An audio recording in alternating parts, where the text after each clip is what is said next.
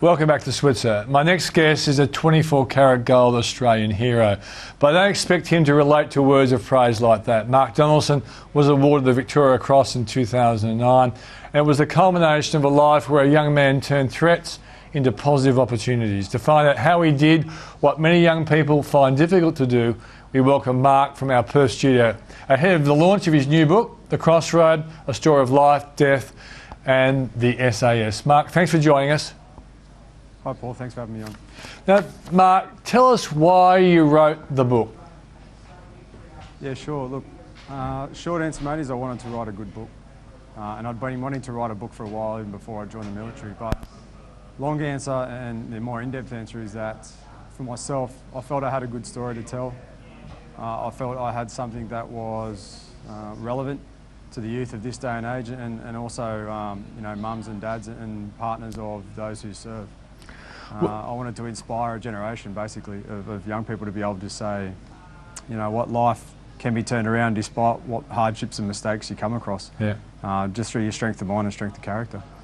Well, mate, I got to say, as a father, this interviewer, Peter Switzer, I'm thinking to myself, it must have been very hard for you to write that book because you've had a few challenges in your life, mate. Your dad was a Vietnam vet. Did he suffer because of his experiences in Vietnam, and as a consequence, did the family suffer? Yeah, look, you know, I think we didn't really realise it at the time, but, you know, looking back on it now, I think Dad probably did suffer from some form of PTSD, or he definitely had anger issues. He had a pretty short fuse, you know, and had a pretty good way of lighting that fuse, but, you know, yeah, look, it did affect the family, I guess, looking back on it now. But in the same token, you know, he was at that point where he was about to start getting help, and he didn't really know himself, or he didn't know what avenues he was able to take, and what was out there and what opportunity was out there for him to get that fixed, basically. Which, you know, I think that's something that society, Australian society's managed to do now, is at least have a starting point where soldiers and those returning from these conflicts have at least a starting point, or people they can go to if they need to. Yeah. Now, mate, you also had a terrible challenge with your mum. She disappeared, presumed murdered. How old were you when that happened? I was 19 when that happened, and I was living in Sydney at the time, and I was on a pretty rocky road. I bet you were. I was pretty much on the path to either ending up dead or in jail, and you know, that was one of the wake-up calls that I received around that time, and you know, it was pretty tough to take, mate. You know, finding out that they suspected that she'd been murdered, and then from there, you know, she's never been found. So, you know, it's not easy to take when you're a 19-year-old, and I could have, you know, easily used that as an excuse to sort of go down the path I was still on of self-destructiveness. But, you know, I decided to turn it around because I felt that life can be taken away so quickly, and there's too many opportunities out there to throw it all away. And yeah, so I decided to turn that around and make something of myself. So, when did you join the army? Was it long after that? It was a couple of years after that, actually, and you know, I'm not the fastest of learners, but well, you're a typical bloke, mate. You're a typical bloke. We're all slow learners. Yeah, that's right.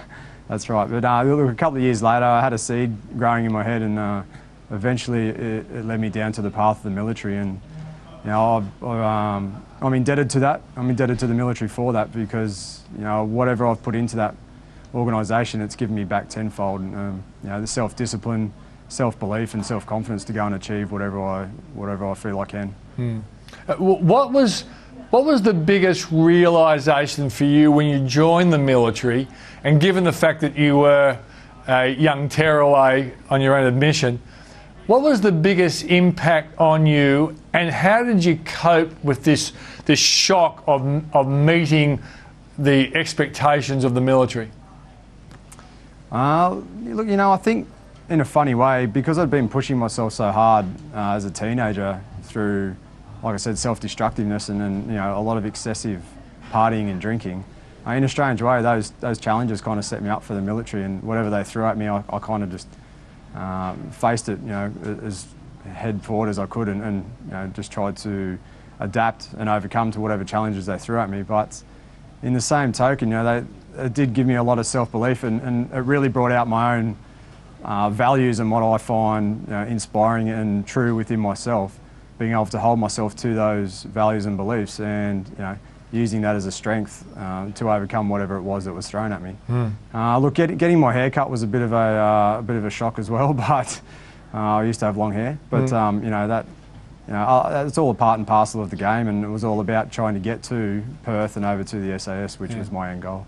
Do you find it hard to talk about the actual event that gave you the Victoria Cross? No, not at all. You know, not at all.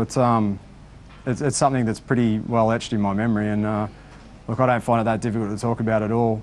The only thing I find difficult to talk about it is from my own perspective, and when I speak about myself, because there was a lot of other guys there that day that did a lot of good things. I wasn't the only one fighting. I wasn't the only one that was, putting in a big effort. And for me, when I speak about it, I like to talk about it as a team effort, because that's really what it was. And it wasn't just one individual on that day. And there was a lot of guys there that day that fought exceptionally hard and exceptionally well. And I think they get just as much credit. They should get just as much credit as what I do. Yeah, but I guess you know yourself, when we go to a game of football, ultimately someone does get the best and fairest, and I guess that's what the Victoria Cross is about on that particular day. But also, what are you doing now, and how are you taking the experiences that clearly have been fantastic for you, and ultimately, if other people can follow you, will be fantastic for them. What are you doing with that now? Yeah, well, at the moment, I'm actually moving into a new role at work or at the SAS, which is moving into a training, kind of mentoring role, an instructional role. So, yeah, so I get to take all those experiences I've learnt, pass them on to the new guys, and then, if the case may be in the future that they find themselves in a combat situation, then hopefully the lessons I've learnt and those from my friends and my comrades, that we can, pass those on, and they might be able to survive.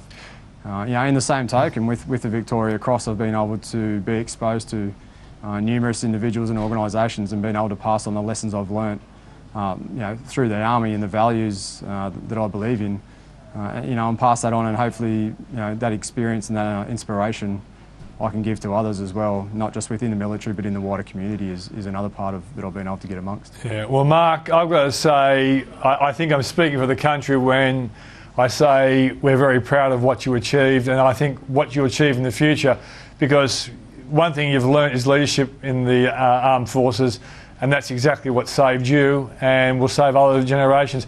Good luck with the book. It's now released? Yeah, it is. Yeah, it's out there in all great bookstores. Okay, mate. Well, let's even hope they're in the bad bookstores as well. Thanks for joining us on the program. Hey, cheers. Thanks for having me on. I appreciate it. A pleasure, mate. That's the show for tonight. I'll see you tomorrow night.